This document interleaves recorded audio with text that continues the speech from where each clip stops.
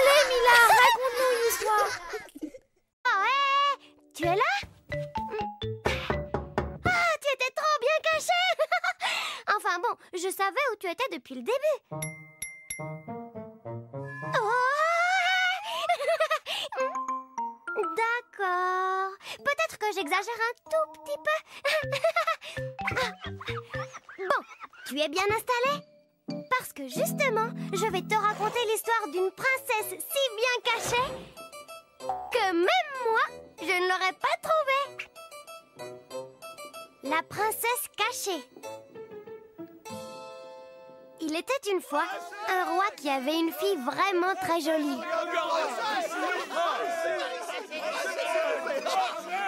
Tellement jolie que le roi ne voulait pas qu'elle se marie et qu'elle aille vivre dans une autre maison pour faire des bébés. Il voulait la garder pour lui tout seul.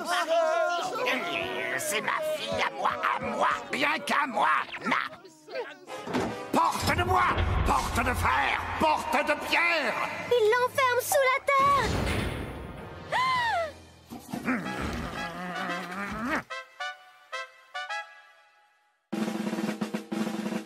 Oyez, jeunes messires, garçons, seigneurs et princes, si vous voulez vous marier avec la fille du roi, cherchez-la!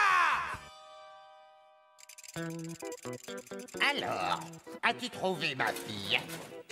Non. Tant pis. Alors, as-tu trouvé ma fille? Non. Bien, au revoir.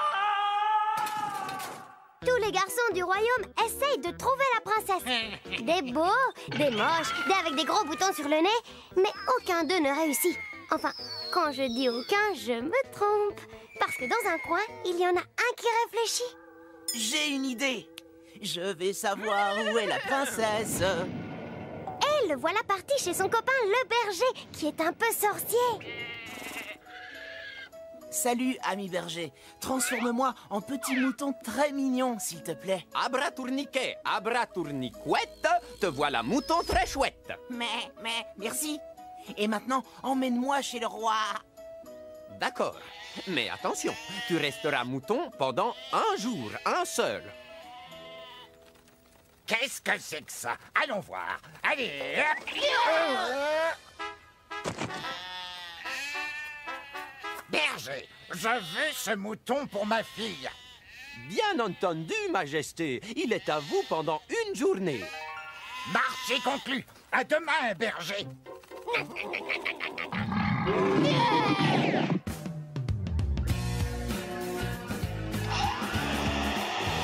Bonjour, ma fille. Regarde ce que papa t'a ramené. Oh, comme ce mouton est mignon. Il est pour moi. Oui, mais seulement pour une journée. Je dois le rendre au berger qui me l'a prêté.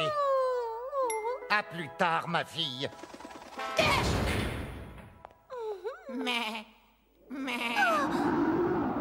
Oh, un prince! Et hop!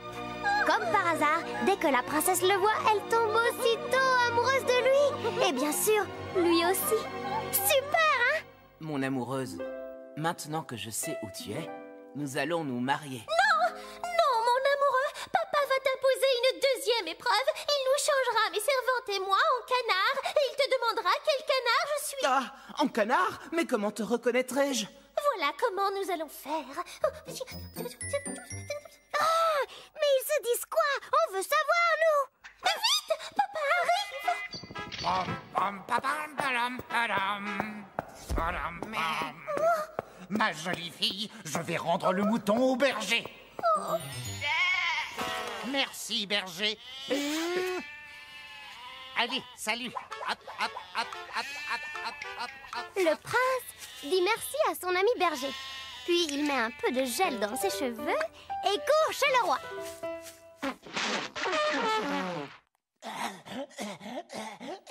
Majesté, je sais où se cache la princesse. Ah, ça m'étonnerait. Eh bien, suivez-moi, vous allez voir. Et voilà, Majesté. J'ai gagné. Prout, cacahuète. Ah, mais ça ne se passera pas comme ça. Abracadabra par hasard. Jolie fille et servante, je vous transforme en canard. Alors, où est ma fille? Si tu la trouves, tu l'épouses. Si tu ne la trouves pas, tant pis pour toi. Facile, elle est là. Mais comment as-tu fait? Le roi est bien attrapé. Et toi, tu as deviné comment le prince a reconnu sa princesse? Non? Alors, retour en arrière. Quand je serai un canard, je mettrai mon bec sous mon aile. Comme ça, tu me reconnaîtras tout de suite. Ah! C'est donc ça qu'il se disait. Waouh! La bonne idée. Bravo, princesse. Et voilà. Aujourd'hui, le garçon et la princesse sont mariés. Et la princesse attend un bébé. Bref, tout le monde est heureux.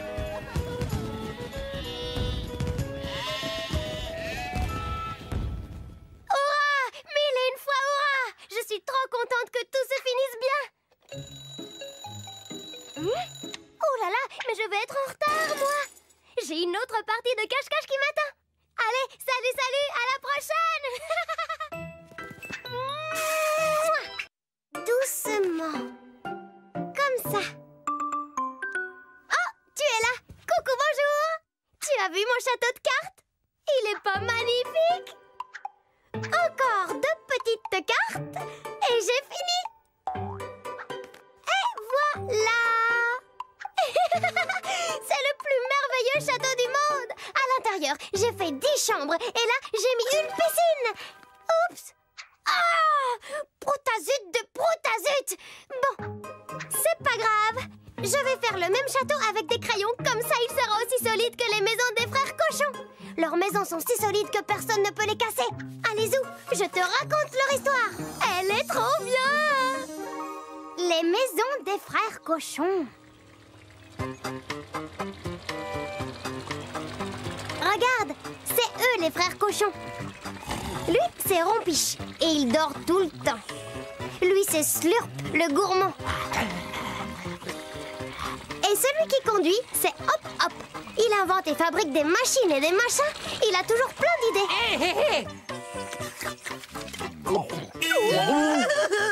Hé, les paresseux! Regardez! Voilà un endroit superbe pour construire nos maisons. Youpi! Sitôt dit, sitôt fait. Chacun des cochons construit sa maison. Rompiche, une maison en paille.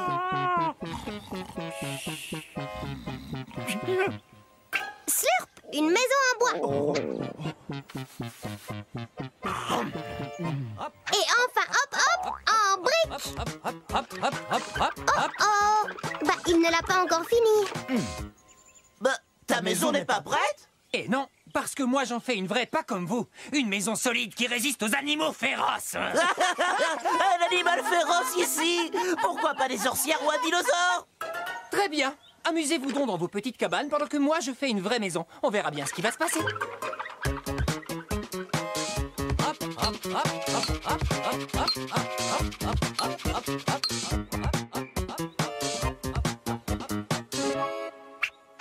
voilà, toutes les maisons sont enfin construites. Mais comme par hasard, ce jour-là, un animal féroce arrive dans les parages. Stop! Il y en a marre! Dans les histoires, c'est toujours les loups, les méchants. On ne peut pas changer de temps en temps. Et si à la place, c'était... je ne sais pas, moi. Un poisson rouge, tu dis? Non. Un taureau? Ah oui, c'est une super idée!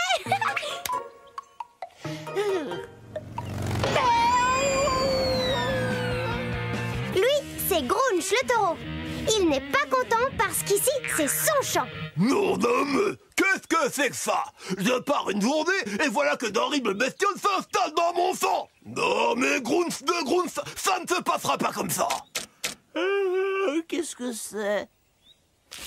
Toi, sale cochon, tu vas siffler le camp de mon sang. Exofos. Bon, très bien. Ta maison, je vais en faire qu'une bouffée.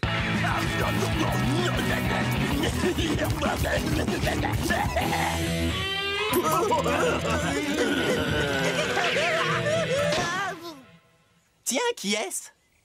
Slurp, c'est affreux! Et un taureau qui me poursuit, il a mangé ma maison! Il dit que c'est son champ et il veut qu'on s'en aille! Mon pauvre vieux, toi aussi tu vois des animaux féroces?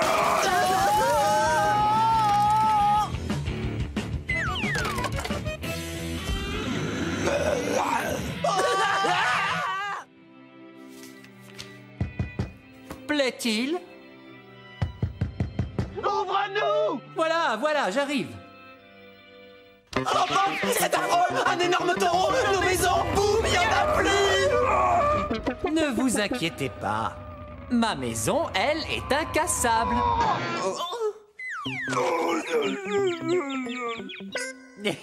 Il n'arrivera jamais à faire bouger une seule brique. Youpi! Vive hop hop! Vous voyez que ma maison en briques n'était pas une si mauvaise idée.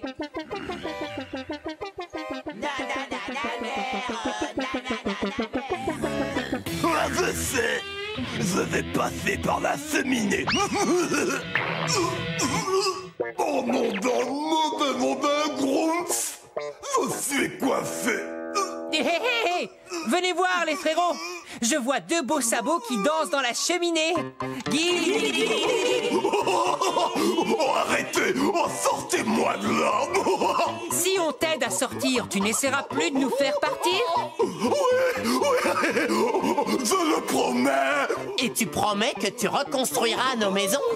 Oui, je le promets. Bon, très bien. Allez les frangins. Et hop. Allez, au travail!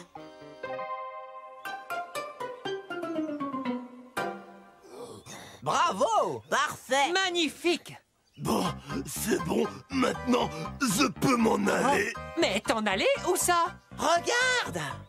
Non, d'un Grumpf, c'est pas vrai. On s'est dit que ce n'était pas juste que tu doives partir de ton champ, alors tous les trois, on t'a fait cette maison. Oh là là, parole de Grumpf, c'est la chose la plus gentille qu'on ait faite pour moi. Merci beaucoup. Allez, pour vous remercier, je vous propose de faire notre première fête de quartier. Et non d'un mot, on va bien s'amuser. Youpi, j'adore cette histoire. Elle casse la baraque, hein? Moi, ça m'a donné envie de faire une cabane dans mon jardin. Quand elle sera finie, je t'inviterai pour le goûter. Allez, dis-moi que tu viendras. S'il te plaît. Oui, c'est d'accord. Super. Bon, je vais chercher de la paille, du bois et des briques. Salut, salut. Coucou, bonjour. Waouh, ça brille. Mon sapin va être super beau. En fait, je fais une répétition générale. Ben oui, avec papa, on va acheter un sapin grand comme moi. Alors, en attendant, je prépare les décorations. Dis, tu préfères laquelle? La bleue ou la jaune? Pas facile de choisir, hein?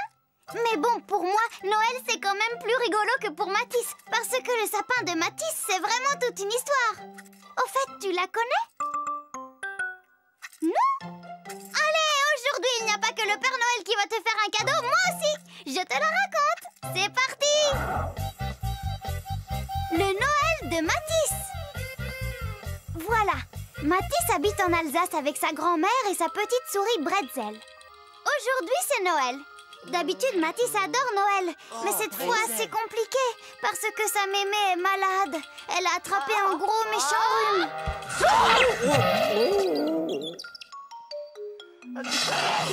Oh, mon petit Matisse, c'est vraiment pas de chance d'être malade à Noël. T'en fais pas, mémé chérie. Super Matisse va tout préparer en un clin d'œil. Miam. Ah non, dehors, la mythe. Patouche, c'est notre dîner de Noël.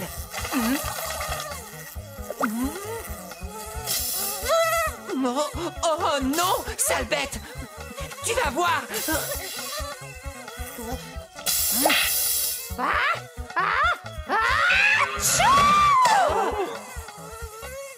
Ouïe, ouïe, ouïe. Ma pauvre Bretzel, elle commence mal cette journée. Et dire qu'en ce moment, tout le monde prépare un bon dîner et décore son sapin. Mais oui, bien sûr. Viens avec moi, Bretzel. On va chercher un joli sapin de Noël. Ça fera une bonne surprise pour mémé. Regarde, Bretzel! La chance nous sourit enfin! C'est lui, c'est la star des sapins! Allez, au travail! Ah zut! Tu m'énerves, le sapin! Je vais te montrer à qui tu as affaire! Banzai! Oh là là, il est mal parti, Matisse, avec son sapin. Oh, tu as vu, il y a quelqu'un qui arrive. Bonjour, petit. Je suis la fée Kouglof. Tu veux un bredel? Bonjour, madame. Non, merci. Moi, je veux juste un sapin de Noël pour faire plaisir à ma pauvre mémé qui est malade. Lequel tu veux? Celui-là, avec un oiseau dedans. Ok. Chacha, chichi, choucroute, et voilà. Oh, ma dinde est cuite. Il faut que je la sorte du four. Je te laisse. Bonne chance. Oh là là, qu'est-ce que j'ai fait? Il y a quelqu'un? Gamin, est-ce que tu as une idée de ce que ce nid fait sur ma tête? Non. Eh bien, moi non plus. Papa, tu ne dois pas t'arrêter de travailler. On ne sera jamais rentré à temps pour le Père Noël. Calme-toi, Malola, papa a presque fini son travail. Tu vois, plus que 237 sapins à couper. Ce n'est pas vrai. On va rater notre Noël. Ah, elle me casse les oreilles. Vite, fuyons, Bretzel. Ah, on l'a échappée belle. Elle est agaçante, cette fille. Je veux un sapin. Ah, si c'était aussi facile pour nous, Mémé, elle aurait son beau sapin devant son lit. Yoyout.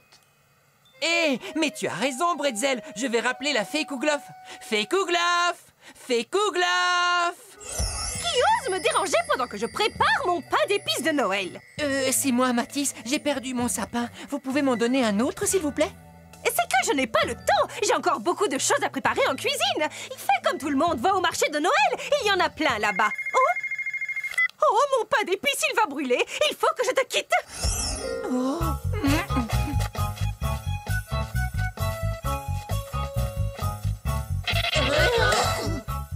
Ça va, petit?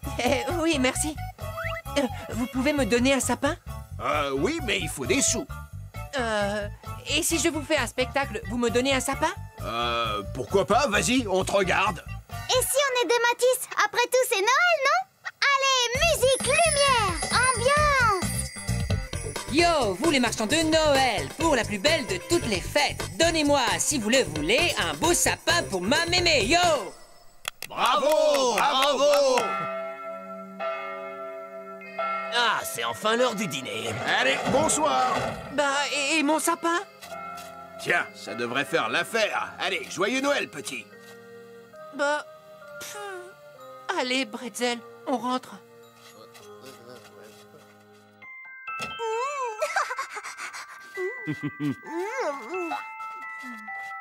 Ça sent drôlement bon ici. Mon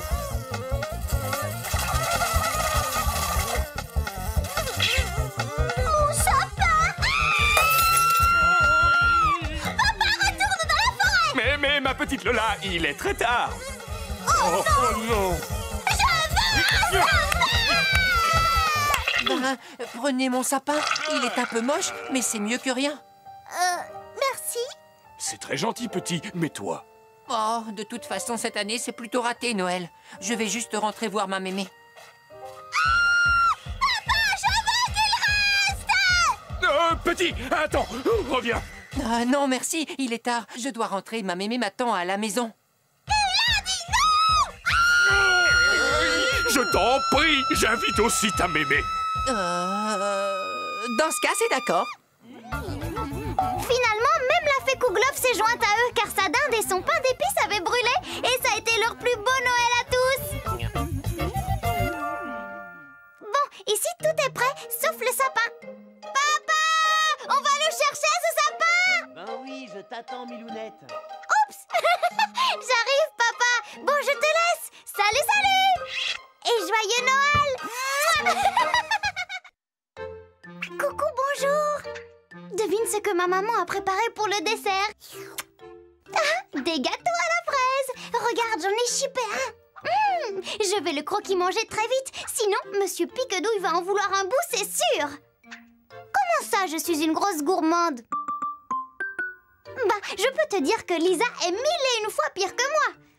Attends, je croque juste un bout et je te raconte son histoire. Tu en veux un bout aussi, hein? Tiens. Waouh! Eh ben, quel appétit! Tu t'es mis de la confiture partout. Lisa, la gourmande. Elle, c'est Lisa. Elle vit dans une ferme avec Hugo, son grand frère, et leur âne, Arsène. Bonjour les enfants. Papa, maman, j'ai faim. Qu'est-ce qu'il y a là-dedans? Oh, des radis! C'est tout ce qui nous reste, ma chérie. Nous n'avons plus rien en réserve, plus rien à vendre au marché. Qu'est-ce que nous allons devenir? Et là, vous allez découvrir le gros archi-défaut de Lisa. Elle mange toujours tout de suite. Arrête, Lisa, on partage.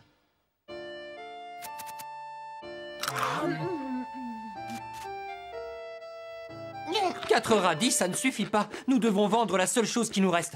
Désolé, Arsène, mais je vais t'emmener au marché pour te vendre demain. Oh non!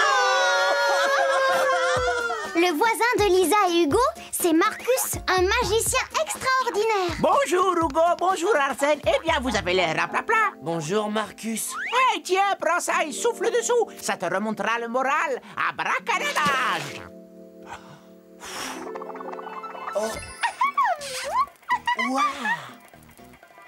Wunde. Ah, si seulement je savais faire des tours comme toi, Marcus. Je ferais apparaître un bon repas et Arsène pourrait rester avec nous. Arsène part?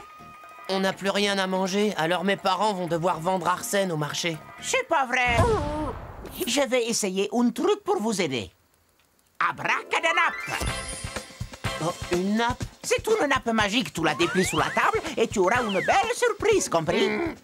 Là, Hugo est tout content. Pour lui, les ennuis sont finis. Mais en vrai, ils ne font que commencer. C'est quoi, Hugo? C'est pour moi? C'est un cadeau? Non, c'est une surprise. Je vais chercher les parents. Surtout, ne la déplie pas. Oui, oui. Oh, bah je la déplie un petit peu, juste pour voir.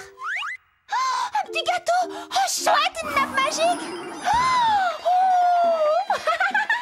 Non, non, non, non, non. Hugo a dit d'attendre. Tu as tort, Lisa.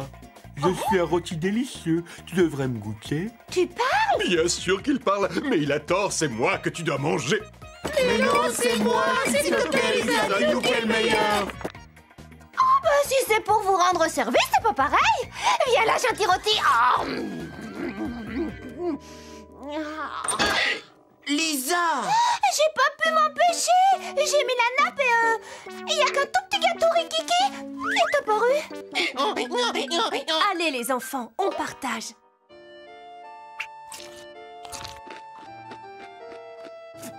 C'était bon, mais on va quand même devoir vendre Arsène.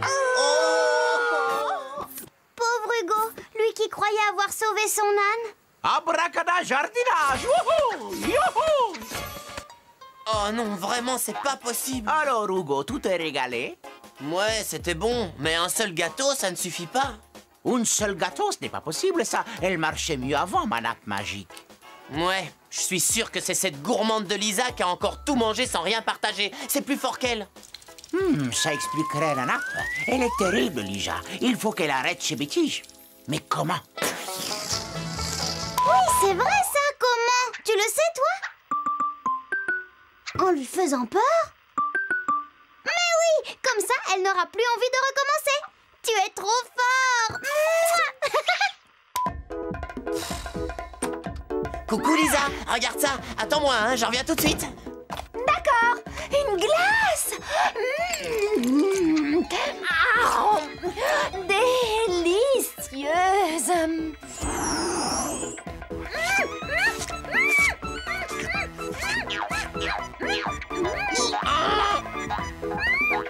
Oh, alors ça, regarde.